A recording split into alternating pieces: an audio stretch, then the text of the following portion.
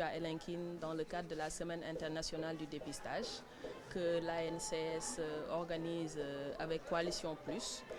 Et juste rappeler que l'ANCS est aussi membre de Coalition Plus. Et Coalition Plus regroupe des organisations, en tout cas à base communautaire et autres associations qui œuvrent dans la lutte contre les hépatites et le VIH. L'objectif de la Semaine internationale du dépistage, c'est en tout cas de permettre à toute population, et notamment les populations les plus vulnérables au VIH, aux hépatites, à la TB et aux IST, de pouvoir bénéficier de ces soins-là. Donc aussi bien pour les femmes et les jeunes, aussi bien pour les personnes en situation de handicap, mais aussi pour les groupes vulnérables qui sont dans des zones assez reculées, assez isolées. En fait. Le premier jour, quand même, nous étions à Oussouye, au niveau du district sanitaire de Oussouye, et depuis hier, on était au niveau de Cap Skirring.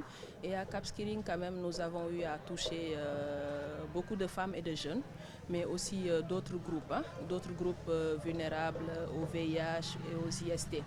Donc aujourd'hui, nous sommes à Elinkine et actuellement à Elinkine, nous sommes en train de dépister les femmes et les jeunes, mais aussi d'autres groupes vulnérables, vu que Elinkine est une zone qui regroupe en tout cas beaucoup d'étrangers, beaucoup de personnes qui viennent de la sous-région.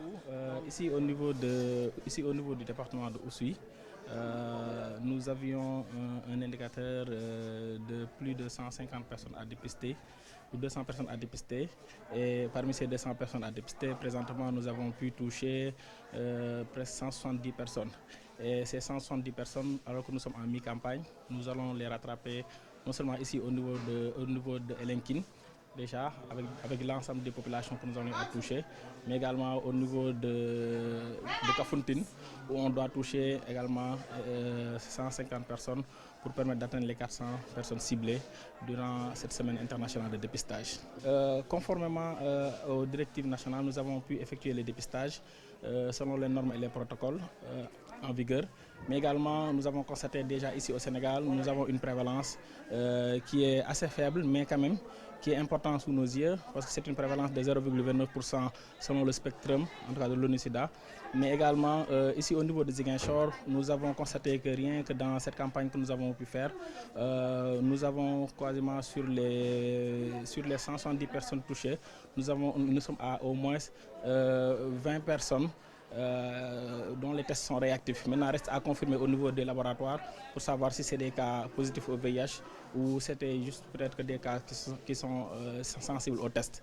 Nous avons également d'autres cas positifs pour l'antigène HBS et pour la syphilis également. Nous avons également des cas positifs qu'on a notés, mais que tous ces cas sont référés au niveau du centre de santé pour la confirmation et pour la prise en charge effective. Toutes les personnes sont sensibilisées et dépistées, mais à toutes les personnes à qui on a rendu un résultat négatif, un test négatif, à ces personnes-là, nous avons également renforcé la sensibilisation parce que nous savons que les pratiques à risque sont là, les zones également sont des zones à risque et il faut impérativement en tout cas doser une sensibilisation de plus pour permettre à ces personnes de se protéger du VIH qui ne finit pas de faire ses ravages.